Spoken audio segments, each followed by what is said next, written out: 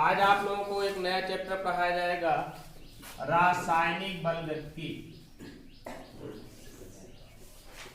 रासायनिक बलगतिकी, chemical kinetics. क्या कहते हैं? Chemical kinetics. रासायनिक बलगतिकी, केमिकल काइनेटिक्स। रासायनिक बलगतिकी के अंतर्गत क्या क्या अध्ययन किया जाता है? क्या क्या अध्ययन किया जाता है रासायनिक बलगतिकी के अंतर्गत? देखिए, कोई रासायनिक अभिक्रिया हो रही है और वो रासायनिक अभिक्रिया किस दर से हो रही है। जब हम किसी रासायनिक अभिक्रिया की दर तथा उस दर को प्रभावित करने वाले कारक जैसे ताप, दाब, सांद्रता, उत्प्रेरक आदि का अध्ययन करते हैं तो हम वो किसके अंतर्गत करते हैं? रासायनिक बलगतिकी के अंतर्गत अध्ययन करते हैं। क्या क्या अध्ययन किया जाता है? रासायनिक अभिक्रिया की दर, रासायनिक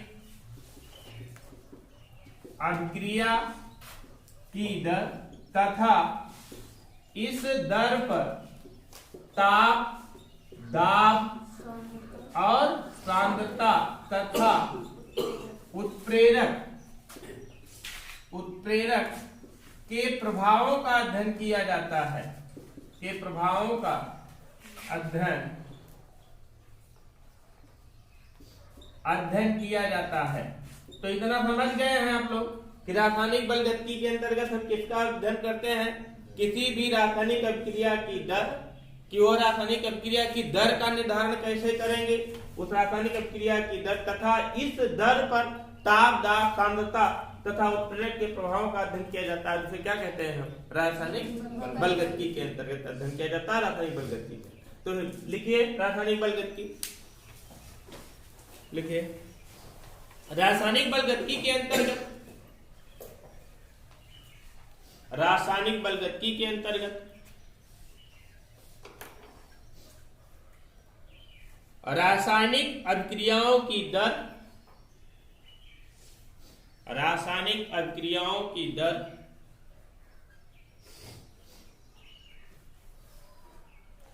योग उनकी दर पर, योग उनकी दर पर विभिन्न कारकों जैसे ताप, दाब, सांद्रता, ताप, दाब, सांद्रता तथा उत्प्रेरक के प्रभावों का अध्ययन किया जाता है। उत्प्रेरक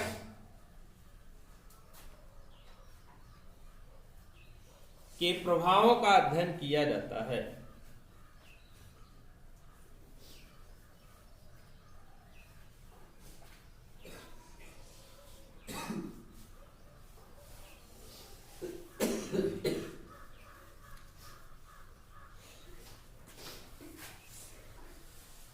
किंतु यहीं पर आप लोग जानिए किस प्रकार की अभिक्रिया पर इसका अध्ययन किया जाएगा।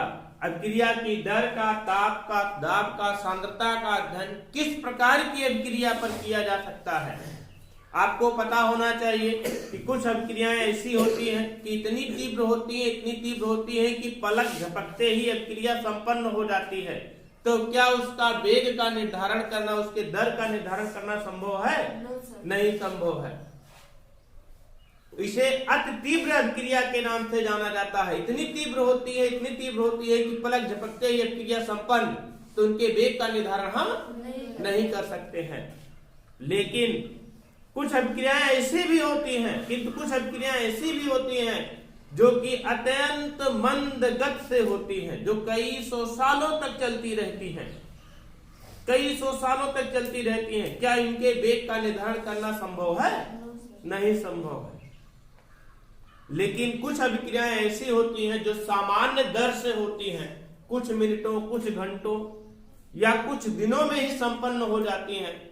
तो इनके वेग का निर्धारण अर्थात इनके दर का निर्धारण हम आसानी से कर सकते हैं। तो इस प्रकार इस चैप्टर के अंतर्गत, इस अध्याय के अंतर्गत हम किस प्रकार की अभिक्रिया के बारे में जानेंगे, किस प्रकार की अभिक्रिया के बारे में अध्ययन करेंगे, जो कि सामान्य दर से होने वाली अभिक्रियाएं होती हैं। सामान्य दर से होने वाली क्रियाओं के बारे में अध्ययन करेंगे, ना कि अत्यंत तीव्र क्रिया के बारे में अध्ययन करेंगे और ना ही अत्यंत मंद अक्रिया के बारे में अध्ययन करेंगे। समझ पा रहे हैं ना? तो हम इस चैप्टर के अंतर्गत किस प्रकार की क्रिया के बारे में अध्ययन करेंगे? जो कि सामान्य दर से होने वाली अभिक्रियाएं होती हैं। तो लिखिए तीव्र और मंद अभिक्रियाएं, तीव्र और मंद अभिक्रियाएं।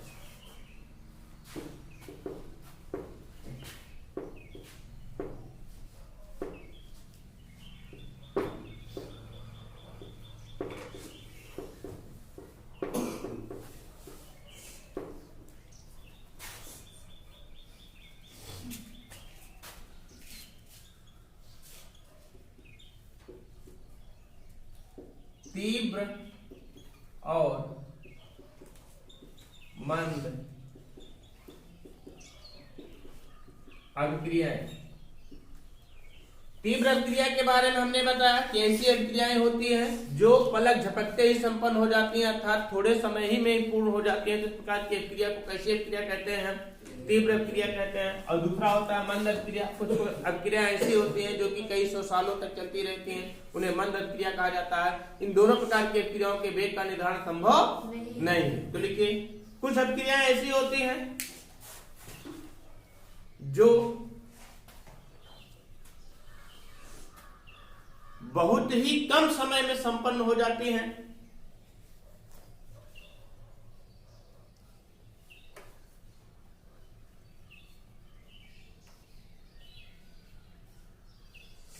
तो उन्हें तीव्र अभिक्रिया,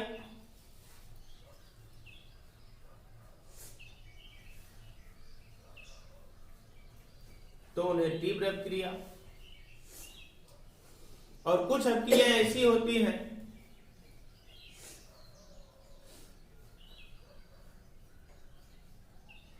जिन्हें पूर्ण होने में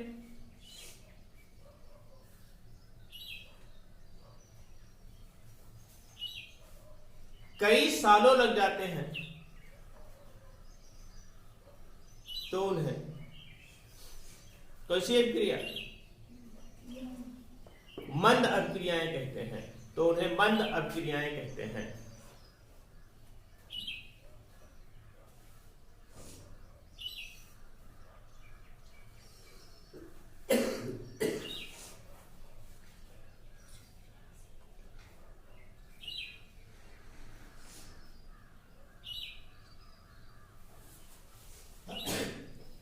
उपरोक्त दोनों प्रकार की अभिक्रियाओं का दर निर्धारण करना संभव नहीं है।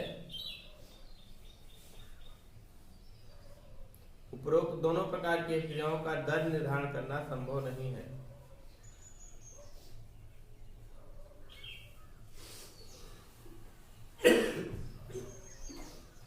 नहीं ला सीखे। किंतु कुछ अभिक्रियाएं ऐसी होती हैं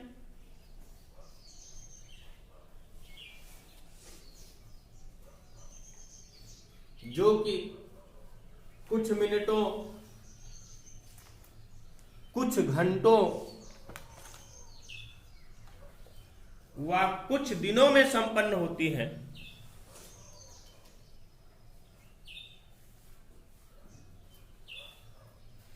जिनके वेग का निर्धारण करना, वेग का निर्धारण करना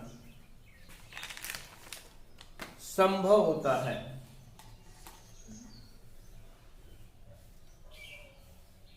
वेग का निर्धारण करना संभव होता है। अतः रासायनिक बलगतिकी के अंतर्गत हम इसी प्रकार की अभिक्रिया का अध्ययन करते हैं।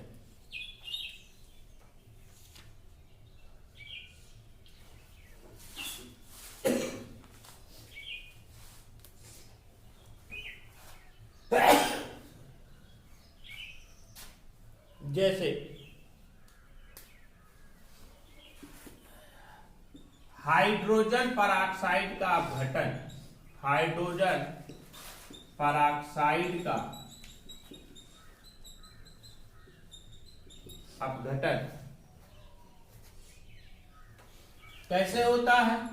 2H2O2 हाइड्रोजन पराक्साइड अपघटित हो जाता है तो क्या बनाता है आपका 2H2O प्लस O2।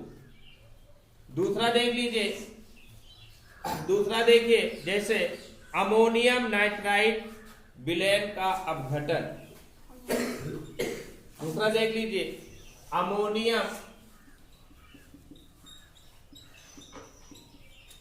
नाइट्राइड विलयन का अपघटन। ये सामान्य दर से होने वाली अभिक्रियाएं हैं, सामान्य दर से होने वाली अभिक्रियाएं हैं।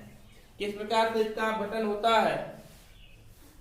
अमोनियम नाइट्राइड का NH4 ammonium NO2 ammonium nitride होता है, N और N बना लेता है आपका N और बन जाएगा आपका 2H2O। इस प्रकार से कई अभिक्रियाएं हैं जो सामान्य दर से होने वाली अभिक्रियाएं होती हैं, जिसके वेग का निर्धारण हम आसानी से कर सकते हैं। नोट कर लीजिए।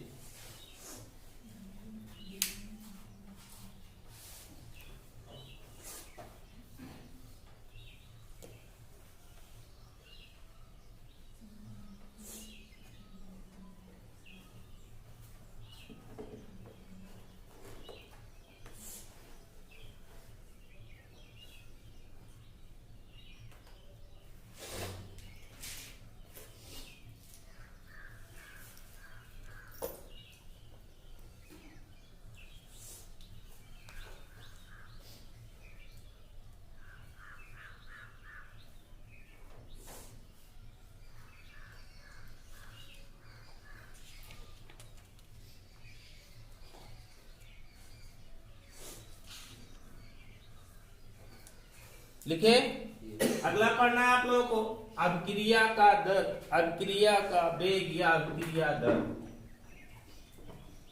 अभिक्रिया वेग या अभिक्रिया दर इंपॉर्टेंट है थोड़ा सा।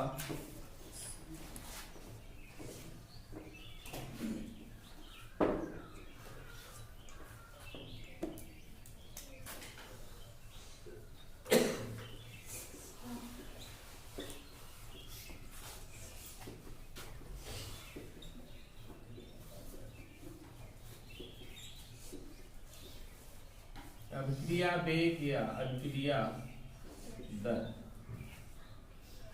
देखिए, कोई अभिकारक पदार्थ है, अभिकारक पदार्थ जब अभिक्रिया करेगा तो किस में बदल जाएगा? प्रोडक्ट में। रिएजेंट होगा मतलब किसे क्या बोलेंगे हम? अभिकारक बोलेंगे। अभिकारक किस में बदल जाएगा? प्रोडक्ट में, मतलब उत्पाद में परिवर्तित हो जाएगा। किस में परिवर्तित हो जाता है? उत्पाद में परिवर्तित होता है। तो इसका एकांक सांद्रता, मतलब कि एकांक सांद्रता जितने समय में किस में परिवर्तित हो जाता है? उत्पाद में परिवर्तित हो जाता है, वही उसकी क्या कहलाती है? अभिक्रिया दर कहलाती है, अभिक्रिया वेग कहलाती है। अर्थात एकांक समय में, एकांक समय, एकांक समय का मतलब क्या हुआ? 1 मिनट, 1 सेकंड, 1 घंटे। एकांक समय में अभिकारक का उत्पाद में परिवर्तित होने वाली सांद्रता या अभिकारक का उत्पाद में परिवर्तित होने वाली मात्रा ही क्या कहलाती है? अभिक्रिया का वेग या अभिक्रिया दर कहलाती है। तो फार्मूला क्या हो जाएगा? अभिक्रिया की औसत दर बराबर अभिक्रिया की औसत दर बराबर, औसत दर बराबर फार्मूला क्या हो जाएगा आपका? सांद्रता में परिवर्तन बटे समयांतराल या समय में परिवर्तन। सांद्रता में परिवर्तन, सांद्रता में परिवर्तन बटे समयांतराल या क्या कह सकते हैं इसे? समय में परिवर्तन। तो एकांक समय में, एकांक समय में अभिकारक का जो भाग, अभिकारक का जो भाग किसमें परिवर्तित हो जाता है? उत्पाद में परिवर्तित हो जाता है, वही उसकी क्या कहलाती है? अभिक्रिया का दर या अभिक्रिया का वेग कहलाते हैं। आपको पता होना चाहिए सांद्रता में परिवर्तन को हम लिख सकते हैं क्या, डेल्टा सी से, और समय में परिवर्तन लिख सकते हैं किससे, डेल्टा टी से। तो अभिक्रिया का औसत वेग बराबर अभिक्रिया की औसत दर या अभिक्रिया का औसत वेग बराबर अभिक्रिया की औसत दर इसका तो क्या हो जाएगा, delta C by delta T, है ना। तो अभिक्रिया के वेग को, अभिक्रिया की दर को कैसे परिभाषित करेंगे, एकांक समय में। एकांक समय का मतलब क्या हुआ, 1 घंटे 1 मिनट या 1 सेकंड, इस तरीके से एकांक समय में अभिक्रिया का अभिकारक पदार्थ की जो मात्रा किसमें परिवर्तित हो जाती है, उत्पाद में परिवर्तित हो जाती है, वही से उसी को क्या कहते हैं हम, अभिक्रिया दर या अभिक्रिया वेग कहते हैं। तो लिखिए एकांक समय में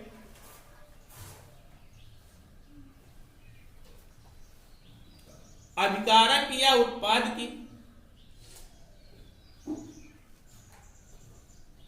सांद्रता में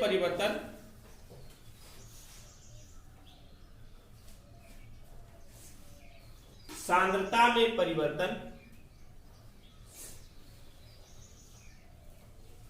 अभिक्रिया दर या अभिक्रिया वेग कहलाती है।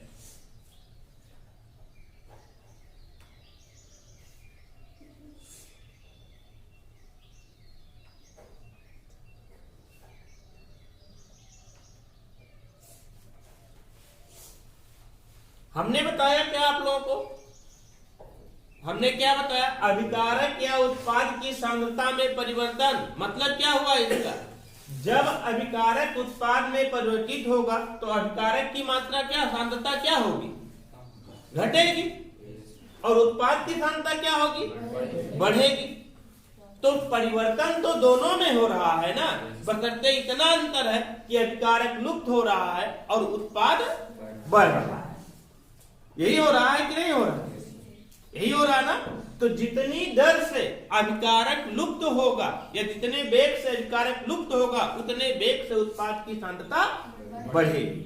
हम कह सकते हैं अभिकारक के लुप्त होने की दर बराबर उत्पाद के बढ़ने की दर। समझ पा रहे हैं ना। यही अभिकारक ही तो किसमें परिवर्तित होगा, उत्पाद में परिवर्तित होगा। जितना अभिकारक होगा तेजी से, जितना अभिकारक जितना तेजी से परिवर्तित होगा किसमें, उत्पाद में, उत्पाद की मात्रा उतनी तेजी से बढ़ेगी और अभिकारक की सांद्रता उतनी तेजी से घटेगी। तो हम कह सकते हैं कि अभिकारक के लुप्त होने की दर बराबर उत्पाद के बढ़ने की। समझ पा रहे ना, लिखे नई लाइन से, यदि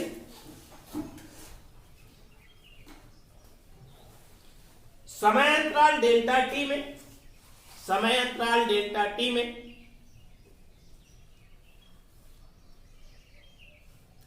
अभिकारक के या ब्रैकेट में लिख लीजिए उत्पाद के सांद्रता में परिवर्तन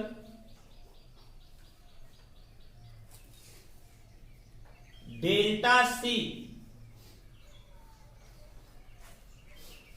होता है तो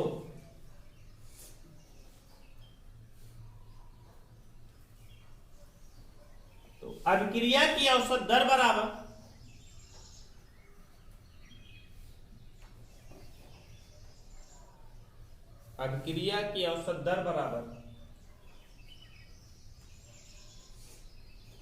सांद्रता में परिवर्तन बटे समय में परिवर्तन, सांद्रता में परिवर्तन बटे समय में परिवर्तन,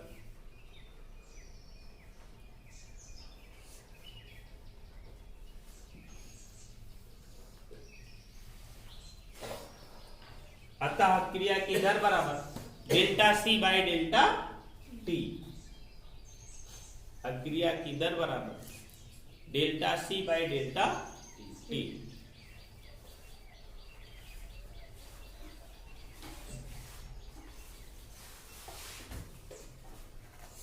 और अभी हमें वही पॉइंट बताना, हमें आपको समय जैसे जैसे बढ़ता जाता है, समय जैसे जैसे बढ़ता जाता है वैसे वैसे क्या होता है, अभिकारक की सांद्रता घटती जाती है और उत्पाद की सांद्रता बढ़ती जाती है। स्टार लगा करके नोट कर लीजिए। अभिक्रिया के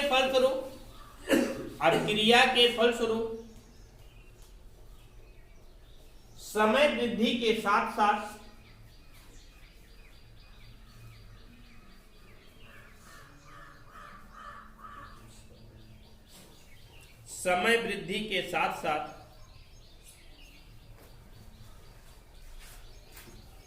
अभिकारक की सांद्रता क्या होती है, घटती जाती है।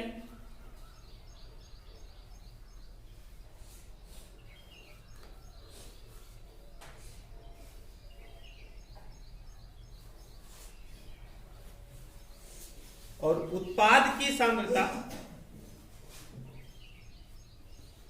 क्या होती जाती है, बढ़ती जाती है।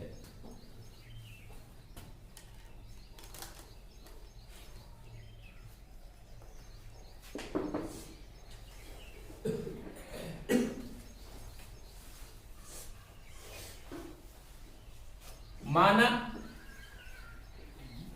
एक अभिक्रिया निम्न प्रकार से हो रही है,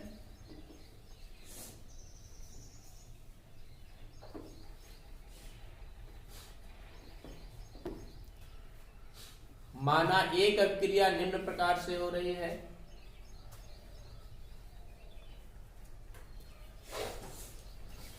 किस प्रकार से हो रही है अभिक्रिया, देखिए बेटा, ए गिव्स आउट प्रोडक्ट, एक अभिक्रिया हो रही है, ए गिव्स आउट प्रोडक्ट। ये क्या है, आपका अभिकारक है, ये आपका अभिकारक है और ये क्या है, आपका उत्पाद है। अब आपको हमने पहले ही बताया कि अभिकारक जितनी तेजी से लुप्त होगा उत्पाद उतनी तेजी से बनेगा। तो हम लिख सकते हैं क्या, अभिकारक के लुप्त हो, अभिकारक ए के लिखिए, अभिकारक ए है ना, अभिकारक ए के लुप्त होने की दर बराबर उत्पाद पी के क्या, बनने की दर, उत्पाद पी के बनने की दर। अब देखिए यहां पर अभिकारक ए की लुप्त होने की दर क्या है, लिखेंगे यहां पर हम क्या, अभिकारक ए के लुप्त होने की बराबर, जितनी तेजी से अभिकारक ए लुप्त होगा वही तो अभिक्रिया का वेग कहलाएगा। वही तो हमने बताया कि अभिकारक ए के लुप्त होने की दर या अभिकारक उत्पाद पी के बनने की दर, वही क्या, अभिकारक ए की लुप्त होने की दर बराबर अभिक्रिया का औसत वेग, अभिक्रिया का औसत वेग, और औसत वेग बराबर क्या होगा, देखिए बेटा, अभिकारक ए लुप्त होगा मतलब अभिकारक ए में क्या होगा, परिवर्तन होगा ना, किसमें, अभिकारक ए की सांद्रता में परिवर्तन होगा। आपको एक पॉइंट बता दें, सांद्रता कभी लिखा जाता है तो एक्टिव मास ऑफ ए लिखा जाता है। किसी भी अभिकारक का या उत्पाद की सांद्रता लिखा जाता है तो एक्टिव मास ऑफ ए बोला जाता है। इसका मतलब क्या होता है, ए की सांद्रता, ए की सांद्रता 11th में आपको बताया गया। तो अभिकारक ए की लुप्त होने की दर बराबर अभिक्रिया का औसत वेग, और अभिकारक ए की लुप्त होने की दर क्या होगी, ए की सांद्रता में हुआ परिवर्तन, ए की सांद्रता में हुआ परिवर्तन मतलब delta active mass of A by समय अंतराल डेल्टा टी। लेकिन ध्यान दीजिएगा, अभिकारक ए की सांद्रता घट रही है कि बढ़ रही है, घट रही है, इसलिए यहां पर किस चिन्ह के साथ लेंगे इसको, माइनस चिन्ह के साथ लेंगे। समझ पा रहे हैं कि नहीं, मतलब कि अभिकारक ए की सांद्रता में परिवर्तन बटे समय अंतराल क्या कहलाएगा, अभिक्रिया का औसत वेग कहलाएगा। समझ पा रहे हैं ना, या इसी प्रकार से हम लिख सकते हैं, या उत्पाद पी के कौन सी दर, बनने की दर बराबर अभिक्रिया का औसत वेग, अभिक्रिया का औसत वेग और उत्पाद P बन रहा है ना, बनेगा तो इसकी सांद्रता क्या होगी, बढ़ेगी। सांद्रता बढ़ेगी तो सांद्रता में परिवर्तन हो रहा है ना, और सांद्रता में परिवर्तन हम किससे दिखाएंगे, डेल्टा P से। Active mass of delta P by delta T। लेकिन इसको किस चिन्ह के साथ दिखाएंगे हम, प्लस चिन्ह के साथ दिखाएंगे। किस चिन्ह के साथ दिखाएंगे इसको, प्लस चिन्ह के साथ दिखाएंगे। क्यों प्लस चिन्ह के साथ दिखाएंगे, क्योंकि इसकी सांद्रता अर्थात उत्पाद P की सांद्रता क्या हो रही है, बढ़ रही है। उत्पाद P की सांद्रता बढ़ रही है, समझ गए ना। तो नोट करिए, माना एक अभिक्रिया निम्न प्रकार से हो रही है। यहीं पर एक चीज और जान लीजिए उसके बाद नोट करिए। तो अभिक्रिया का औसत वेग क्या हो जाएगा आपका, अभिक्रिया का औसत वेग बराबर, अभिक्रिया का औसत वेग बराबर क्या हो जाएगा, minus delta active mass of A by delta T. और फिर बराबर, क्योंकि जितनी तेजी से ये घटेगा उतनी तेजी से क्या होगा, बढ़ेगा। बराबर क्या हो जाएगा, delta active mass of P by delta T. समझ गए ना।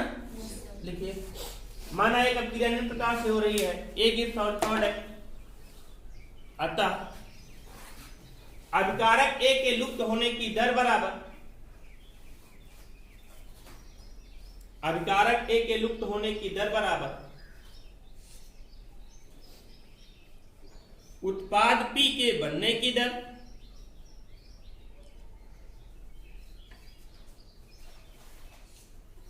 उत्पाद पी के बनने की दर, या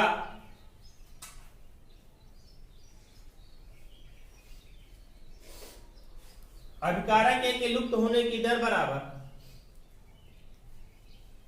अभिकारक ए के लुप्त होने की दर बराबर अभिक्रिया का औसत वेग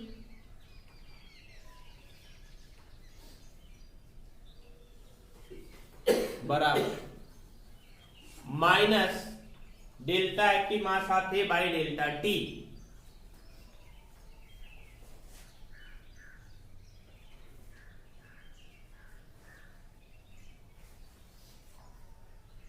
यह लिखिए, उत्पाद P के बनने की दर बराबर,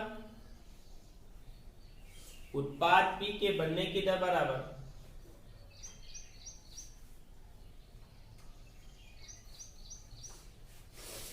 अभिक्रिया का औसत वेग बराबर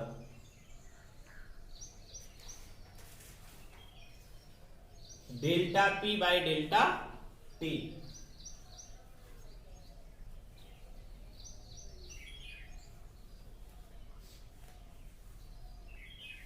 अभिक्रिया का औसत वेग बराबर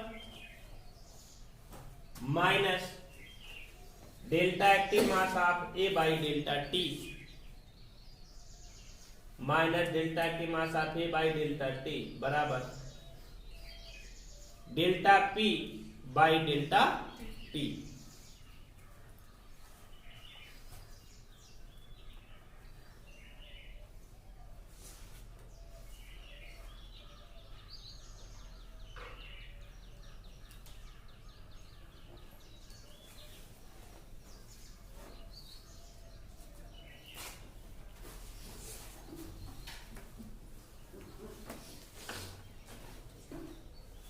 एक अभिक्रिया पर और देख लेते हैं, अभिक्रिया की औसत दर या औसत वेग कैसे निकाला जाता है। एक अभिक्रिया पर और देख लेते हैं हम, हटाएं इसको।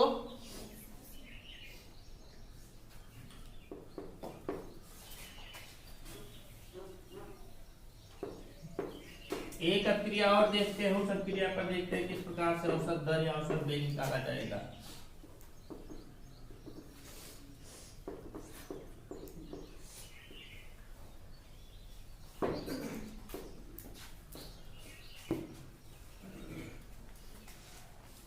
माना है कि एक अभिक्रिया निम्न प्रकार से हो रही है, N1A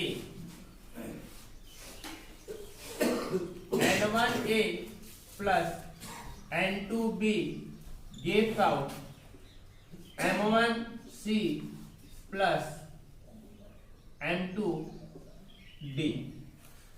ये अभिक्रिया हो रही है।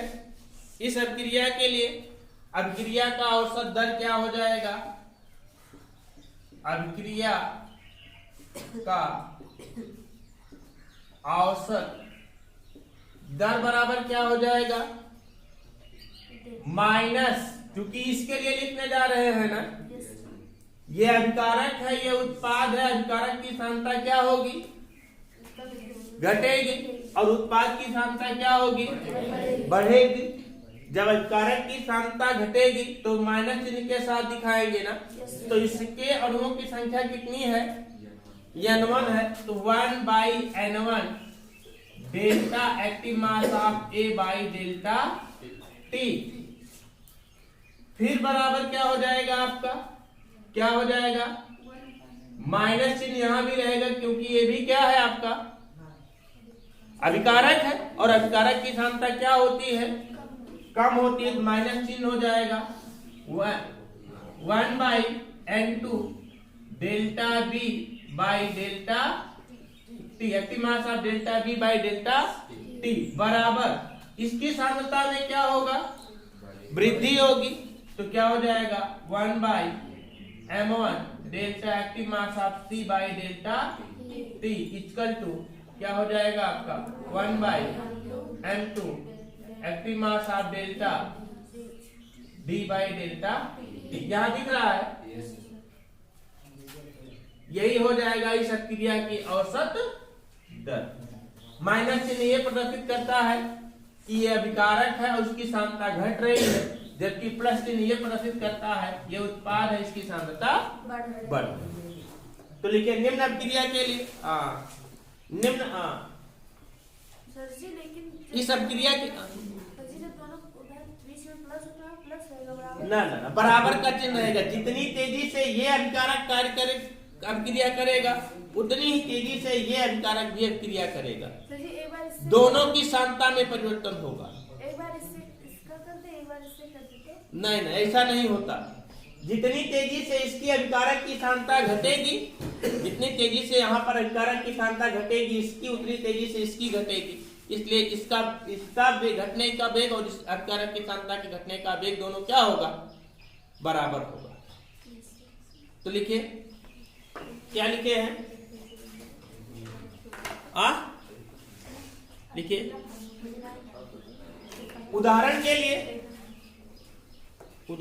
लिए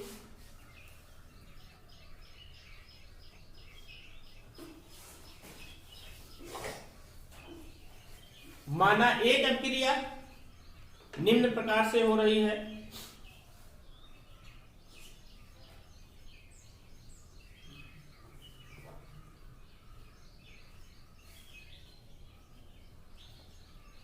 नोट कर लीजिए, N1A plus N2B gives out M1C plus M2B।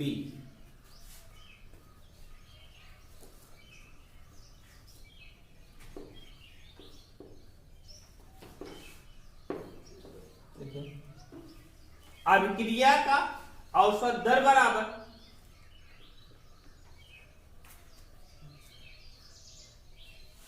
Minus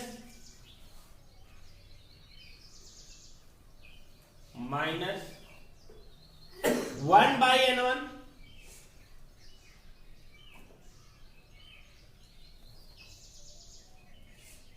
delta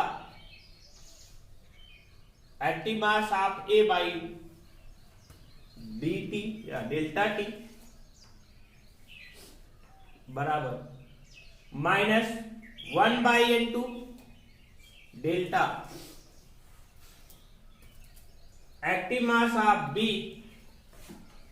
by delta T equal to 1/M1 delta C by delta T equal to 1/M2 delta active mass of D by delta T। Star लगाइए और वही लिखिए क्या? उपरोक्त समीकरण में ऋणात्मक चिन्ह यह प्रदर्शित करता है कि अभिकारक की सांद्रता घट रही है। लिखिए, उपरोक्त समीकरण में ऋणात्मक चिन्ह यह प्रदर्शित करता है कि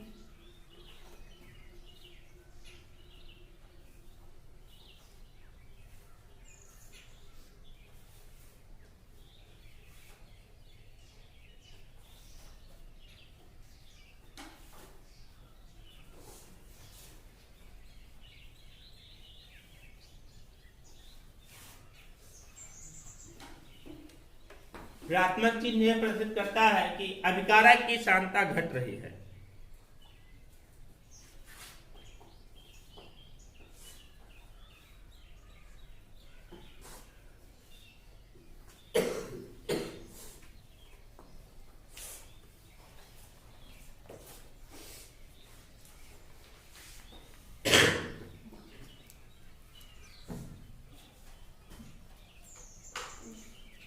अब आप लोगों को जानना है अभिक्रिया की दर अथवा अभिक्रिया अथवा वेग के मात्रक, किसी भी अभिक्रिया की दर या वेग का मात्रक क्या होगा ये जानना है। हटाए इसको, हेडिंग बनाइए, अभिक्रिया की दर अथवा वेग का मात्रक।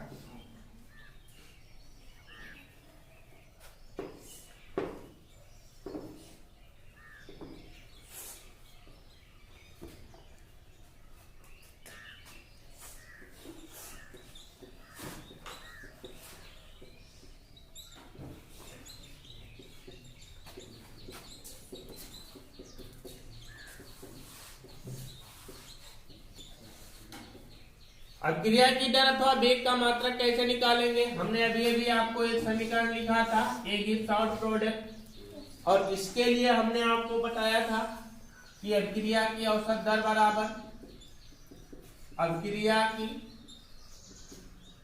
औसत दर बराबर क्या बताया था हमने? चाहे इसका परिवर्तन लिख लीजिए चाहे इसका परिवर्तन लिख लीजिए, हम इसका परिवर्तन लिखते हैं delta active mass of P by T. ये क्या है? उत्पाद की सांद्रता ना, और सांद्रता का मात्रक क्या होता है? मोल प्रति लीटर। सांद्रता का मात्रक यही होता है, मोल प्रति लीटर होता है सांद्रता का मात्रक ना, तो सांद्रता है ये, तो सांद्रता का मात्रक क्या हो जाएगा आपका? मोल प्रति लीटर। और बटे समय का मात्रक क्या होता है? सेकेंड होता है। तो इसका अभिक्रिया की दर का मात्रक क्या हो जाएगा? अभिक्रिया की दर का मात्रक बराबर क्या हो जाएगा? मोल प्रति लीटर और प्रति या मोल प्रति लीटर प्रति सेकेंड, मोल प्रति लीटर सेकेंड, या इसी को हम लिखेंगे क्या? या इसी को लिखेंगे क्या हम? मोल प्रति लीटर, मोल लीटर इनवर्स, मोल लीटर इनवर्स, फिर सेकेंड इनवर्स हो जाएगा कि नहीं? लेकिन ध्यान दीजिएगा, यदि हमने इसको मापा किसमें है? समय को किसमें मापा है? सेकेंड में मापा है, तो mole litre inverse second inverse. और यदि समय को किसमें मापे? मिनट में मापे। किसमें मापे? तो मात्रक क्या हो जाएगा आपका? मोल लीटर इनवर्स और मिनट इनवर्स। होगा कि नहीं होगा? और यदि हम समय को मिनट में ना माप करके आवर्स में माप दें, किसमें माप दें? आवर में माप दें। जब आवर्स में मापेंगे तो मात्रक क्या हो जाएगा आपका? मोल लीटर इनवर्स और हावर इनवर्स। होगा कि नहीं होगा? और यदि हम समय को डे में मापे, किसमें मापे? दिन में मापे। जब समय को डे में मापे तो मात्रक क्या हो जाएगा आपका? मोल लीटर इनवर्स और डे इनवर्स। समझ रहे हैं ना? तो हम कुल मिलाकर के कह सकते हैं कि अभिक्रिया की औसत दर का मात्रक क्या होता है? क्या होता है? मोल प्रति लीटर प्रति समय, मोल प्रति लीटर समय। और यदि समय को सेकंड में मापते हैं तो मोल प्रति litre mole litre inverse second inverse, minute में मापते हैं मोल लीटर इनवर्स मिनट इनवर्स, और हावर्स में मापते हैं मोल लीटर इनवर्स हावर्स इनवर्स, और डे में मापते हैं मोल लीटर इनवर्स डे इनवर्स। समझ रहे हैं ना? तो लिखिए, क्या लिखे हैं? लिखिए, अभिक्रिया के वेग के मात्रक को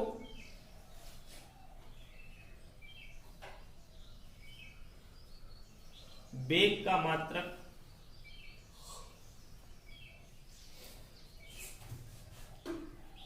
निम्न प्रकार परिकलित कर सकते हैं, निम्न प्रकार व्यक्त किया जा सकता है। अभिक्रिया के वेग के मात्रक को निम्न प्रकार व्यक्त किया जा सकता है।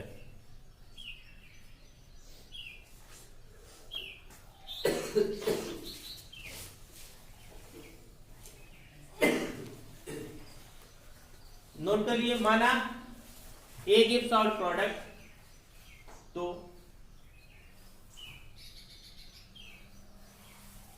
अभिक्रिया की औसत दर बराबर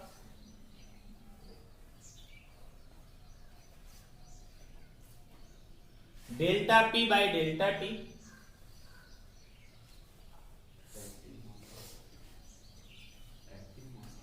active mass of delta T by delta, active mass of delta P by delta T लिखिए। और हमने बताया था कि अभी डेल्टा पी मतलब कि क्या है? सांद्रता है, और सांद्रता का मात्रा क्या होता है? मोल प्रति लीटर। लिख लीजिए, मोल प्रति लीटर बाई सेकेंड, अतः क्रिया की दर का मात्रक बराबर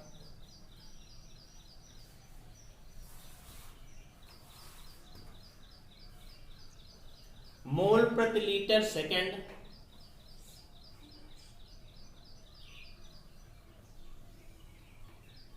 या मोल लीटर इनवर्स सेकेंड इनवर्स, मोल लीटर इनवर्स सेकेंड इनवर्स। यदि समय को नहीं लाइन लिखिएगा, यदि समय को मिनट में मापते हैं तो, यदि समय को मिनट में मापते हैं तो mole litre inverse minute inverse,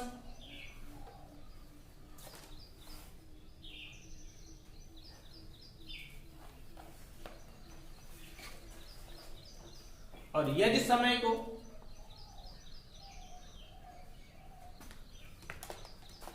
hours में मापते हैं तो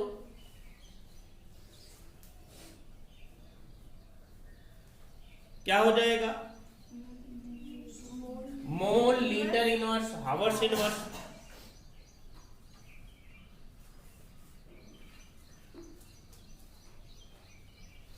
और यदि समय को डे में मापते हैं तो, डे में मापते हैं तो mole litre inverse day inverse होगा, mole litre inverse day inverse होगा।